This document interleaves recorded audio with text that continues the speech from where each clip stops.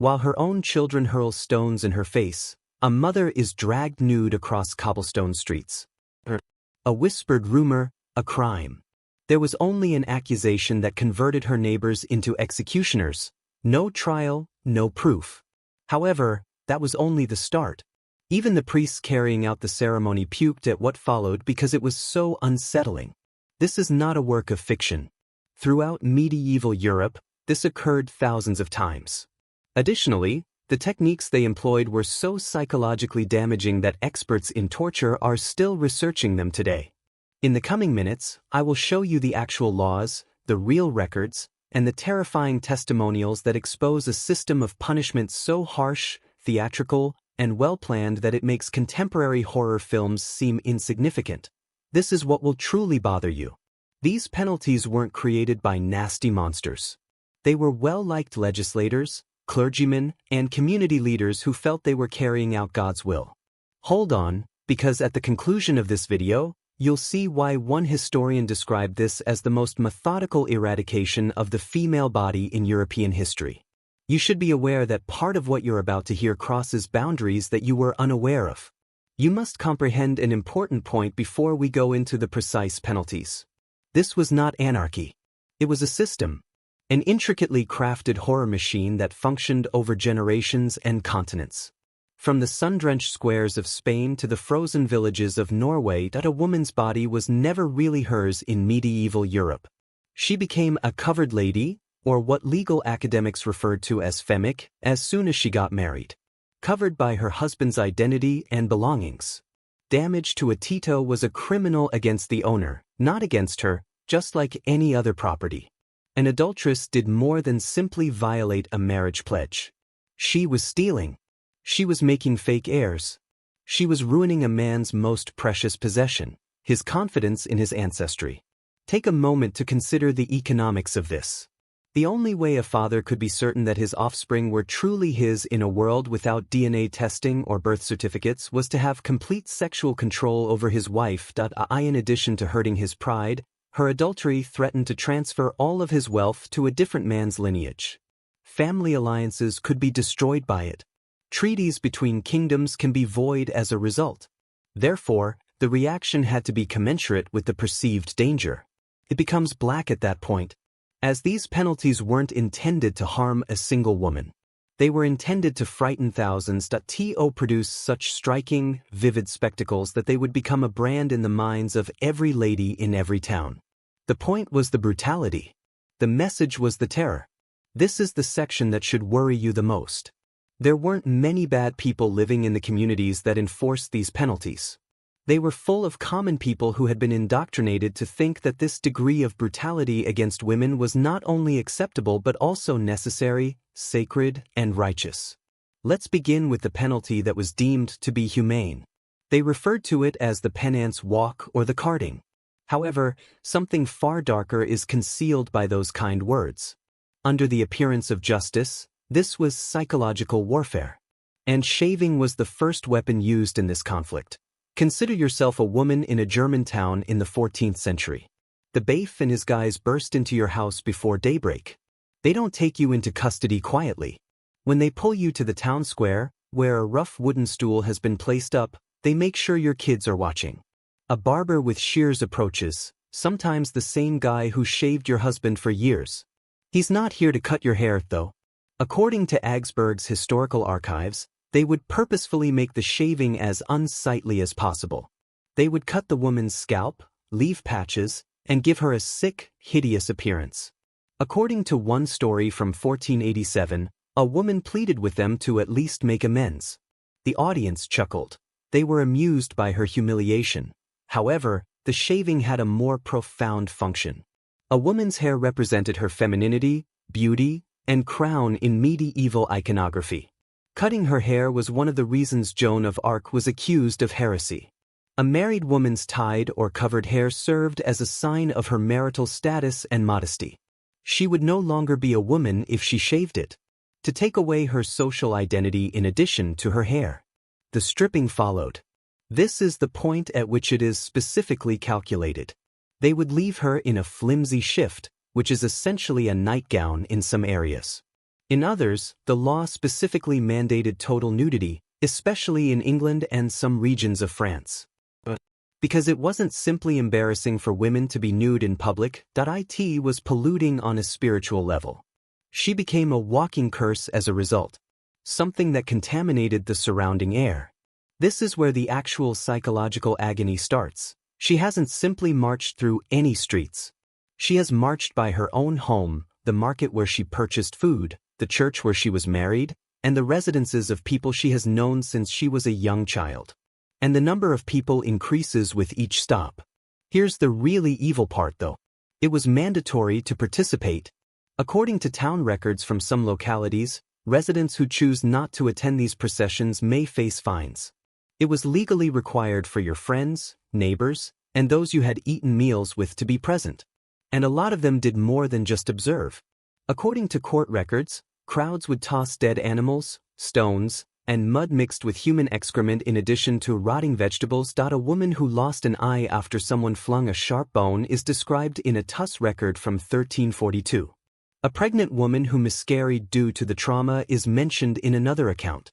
The government did not step in. This was operating as planned. The parade can go on for several hours. They would take the longest route in larger cities, often parading the woman for 6 or 7 hours in the sweltering sun or in the bitterly cold rain. The show was further enhanced by the fact that some women passed out and others lost their minds while yelling incoherently in the street. The return home was the last torment that followed. When she was freed at home, she frequently discovered that her husband had already locked her out. Her kids had been instructed not to talk to her. Occasionally, neighbors would claim her belongings that were stacked in the street. However, the penalty didn't stop there. This is the reason this is so mentally damaging. A woman who performed this ceremony was permanently marked. She was unable to find employment, get married again, or attend church without sitting in a designated area set aside for public penitence. According to a Parisian story, a woman was spat at and recognized on the street 15 years after her penance walk. This was social death by design, and it was regarded as the lenient choice because the system had something much worse in store when an accusation lacked evidence. Ordeal by trial. Even the name now seems archaic and medieval to us. Here's what you should know though. This did not seem like barbarism to the people of medieval Europe. This was the pinnacle of justice. They sincerely thought that God would step in to punish the evil and save the innocent. Which heightens the horror of what actually transpired. Trial by cold water was the most typical punishment meted out to suspected adulteresses. Additionally, the theology underlying it exposes a kind of perverted genius that it wasn't simply any water that was used.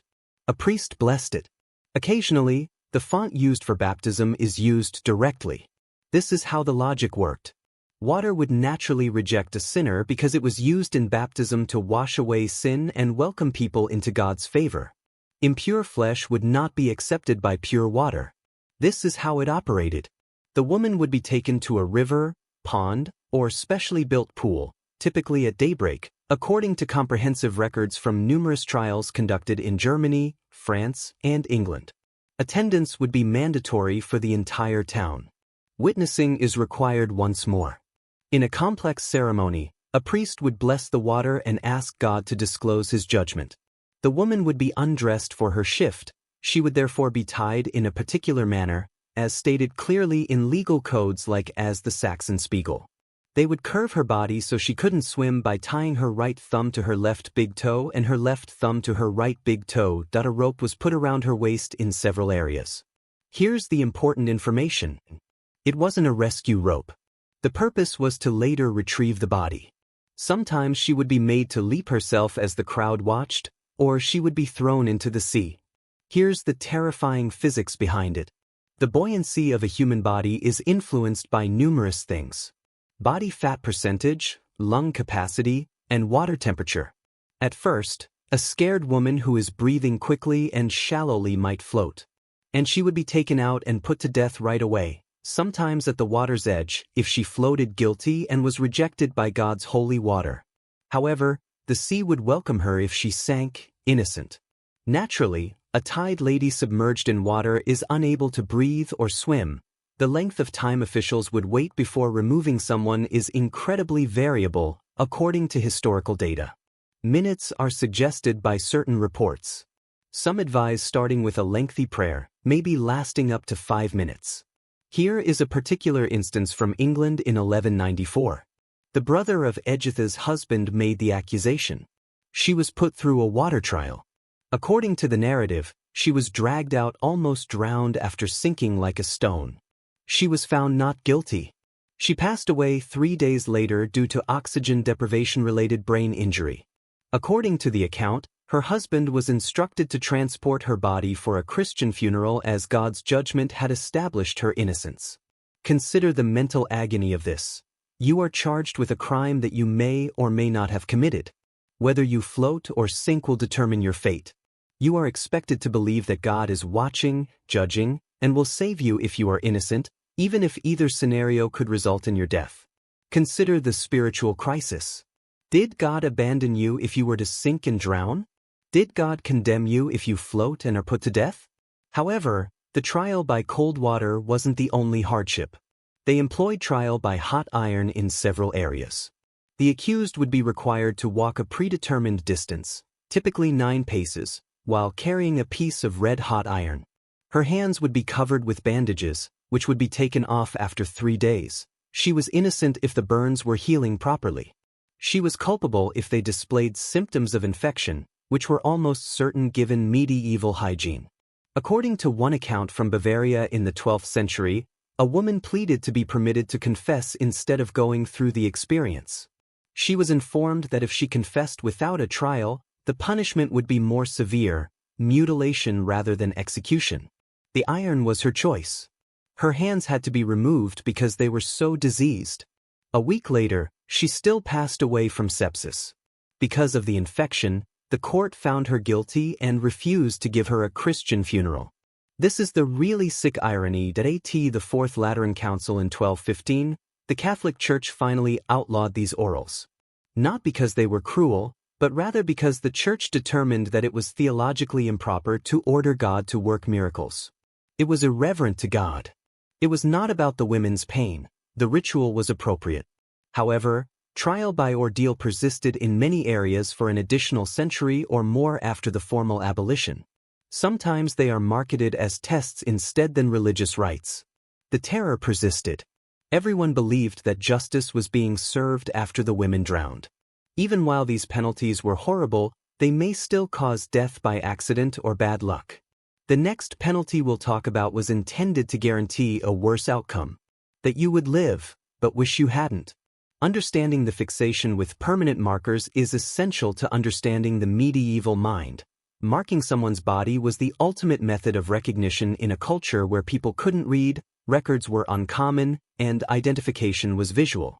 Additionally, the branding was intended to be obvious for adulteresses. The laws are startlingly clear.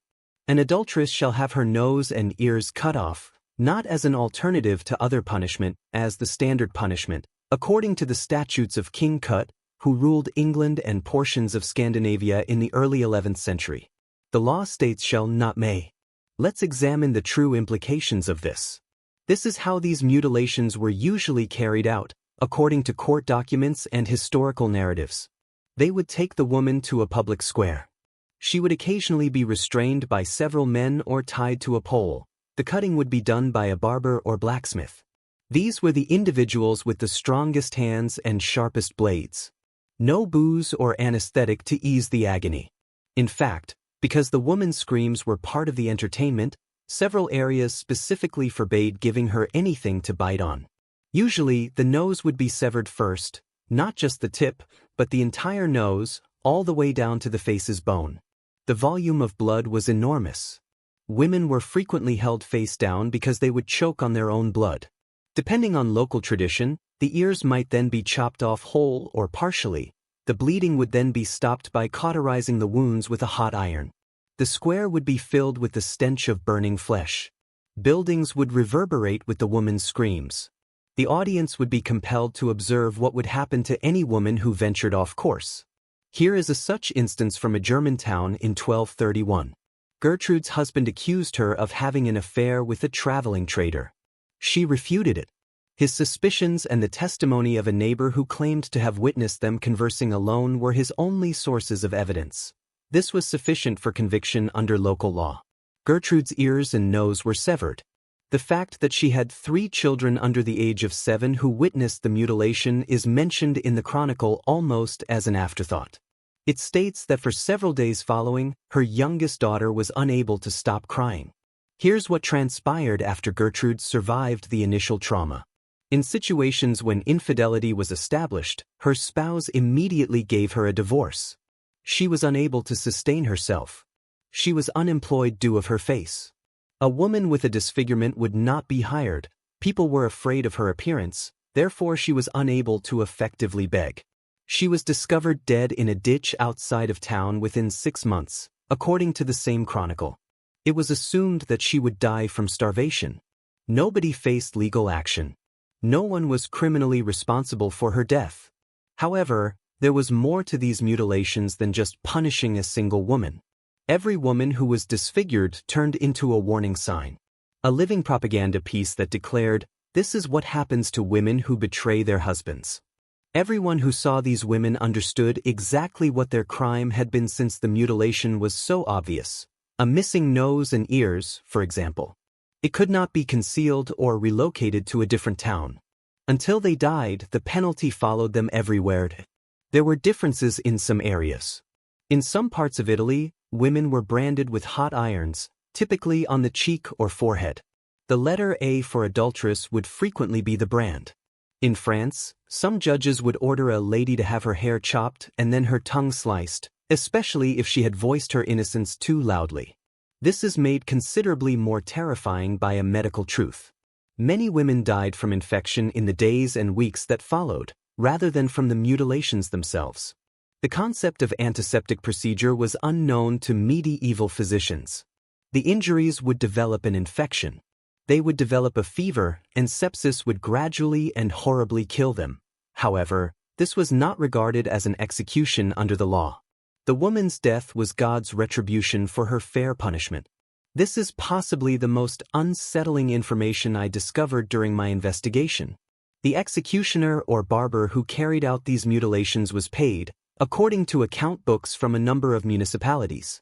They received payment for each surgery. The rate was itemized in one Flanders town. A nose costs 3 shillings, and each ear costs 2 shillings. Destroying women's faces had a price list. Even so, mutilation remained a punishment for ordinary women despite its painful and lasting nature. The medieval judicial system had created something possibly worse for noble women and women whose families were powerful and influential. A penalty that would gradually kill you over years or possibly decades in quiet and darkness. One of the biggest scandals in French royal history came to light in 1314. The Tour d'Eslay affair is the name given to it. And what transpired with the women in question exposes what may have been the most psychologically damaging punishment medieval Europe could come up with: everlasting imprisonment. The future French monarchs were married to Margaret and Blanche of Burgundy. At the very least, they were accused of having an affair. Even in historical sources, the evidence is unclear. Their male lovers were publicly mutilated, flayed alive, and mercilessly killed. However, death would have been mercy for Blanche and Margaret. Rather, they were sentenced to life in jail in different fortress rooms. This is the true meaning of it. According to architectural records and chronicles, Margaret was imprisoned in a room created especially for her in the shadowy yard. It was a tiny space, perhaps 10 feet by 10 feet. Thick stone made up the walls. There was only one small window that was too high to reach and too small for a person to fit through. Food could enter through a little gap at the bottom of the iron-locked door once a day. She was prohibited from receiving mail, guests, or news from the outside world. The silent guard who pushed a dish of food through the aperture was the only person she interacted with. Because ladies of her status typically couldn't read, she wasn't permitted to have books. Even if she could, though, none were offered. There weren't any more candles than were necessary to see her food, nothing to write with. The cadence of meal delivery and the shift in light from that one window are the only things that indicate the passage of time. After 8 years, Margaret passed away in her cell. Her age was 30. The chronicle merely states that she passed away from natural causes. Contemporary historians suspect either suicide or the physical consequences of extended seclusion, starvation, untreated disease, or just the body succumbing to psychological agony. Blanche was more durable. She was confined for 11 years before being transferred to a monastery, where she remained alone until her death. She had spent more time in captivity by the time she passed away. After that, she lived freely as an adult. However, because the Tour de Nice women were royal, their captivity was at least somewhat comfortable. For noble and merchant-class women accused of adultery throughout Europe, they provided beds, blankets, and sufficient food. The situation might be far worse. Immurement, or being walled up alive, is a practice that has been documented in several different regions. Although it was uncommon, this did occur. A lady would be put in a tiny cage, sometimes barely big enough to sit in, and the door would be bricked up, leaving only a little aperture for the removal of trash and food. She would spend the rest of her life in this tomb, sometimes for years and sometimes for decades. A woman named Maria was found guilty of adultery in Barcelona in 1357 and given an immunity sentence in a cell built into the city wall. According to the chronicle, the cell was so tiny that she was unable to lie down completely. Before passing away, she spent 9 years living here. Her screams were audible for the first few months, followed by quiet, according to the report. When they eventually unlocked the cell to remove her body, they discovered that she had worn her fingernails to bleeding stumps and had scrawled messages into the stone walls. The majority of the messages were curses and prayers. Modern study is just starting to comprehend the psychological effects of this degree of isolation. Human rights organizations now classify solitary confinement for longer than 15 days as torture. These women put up with months, years, and occasionally even decades. This is the worst part. This was regarded as compassionate, that it was stated clearly that the woman would have opportunity to turn from her sins and make peace with God before passing away. Her pain was reinterpreted as a means of spiritual cleansing. The priests would advise her to be thankful for the chance to reflect on her transgressions in private. A few women lost their minds. When food was given, women would stop eating, beat their heads against stone walls, and mumble incoherently, according to chronicle entries. However, there was no intervention or mental health care. Either demonic possession, divine retribution, or the last phases of repentance before death were thought to be the causes of the madness. Additionally, the silence was intentional. These were women who had moved in society, were visible, and possessed social authority. They were cut off from history as well as from physical space by their cage. When they passed away, many were not even permitted to be buried in church cemeteries. Their identities were removed from family documents. They were eliminated as non-persons. And the same system was used to justify all of this: the drowning, the mutilation, the public humiliation, and the living death. A framework that leads us to the last, most infuriating reality of medieval justice. Let's now discuss the men. Because what was happening to the guys that the women were reportedly having an affair with while they were being drowned, disfigured, and buried alive? Your blood will boil when you hear the answer. Most of the time, there is a fine. Occasionally, there is a period of exile. Public penance, such as donating to the church or donning a sign, occurs infrequently.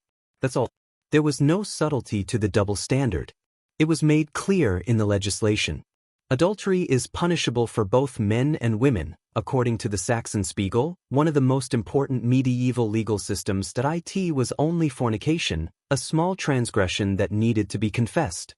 However, any extramarital intercourse was considered adultery for women. Completely stop. The deed itself wasn't the offense. It has to do with the property infraction. There was always a way out, even in the few instances where males received equal punishment. Fines could be paid by nobles. Women were not allowed to use their right to trial by combat, which allowed men to confront their accuser. Rich men could recruit replacements to fight on their behalf. The entire system was built with male-only escape routes that were inaccessible to women. This is the most glittering section. The crowds that pelted stones, the judges, the executioners, the priests who consecrated the water for the drowning, and the men who took part in the actual punishment process.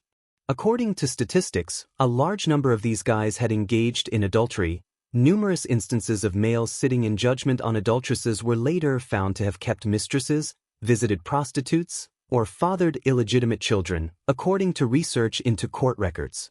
The system was hypocritical. The message was obvious, and the brutality was the objective. The bodies of women were not their own. When women's sexuality deviated from male ownership, it was a resource that needed to be managed, regulated, and punished. These were not isolated instances of cruelty in the Middle Ages. For centuries, they were organized, authorized, and carried out with the full backing of both ecclesiastical and secular authorities throughout Europe. These atrocities affected thousands, if not tens of thousands, of women. The fact that this history is so recent is arguably the most unsettling aspect. Throughout the 18th century and beyond, some of these customs persisted in altered versions. Women were still publicly shamed for engaging in sexual activity. It simply changed. It's okay if this video upset you. That's the idea. Because it's not only about the past to comprehend how cultures have subjugated, punished, and destroyed women throughout history. It involves identifying patterns that persist to this day. The disparate expectations for men's and women's sexuality, victim blaming, and slut shaming. Tell me in a comment which aspect of this history most surprised you. We still have more unsettling facts to reveal, so subscribe now if you want to go deeper into the darkest recesses of history.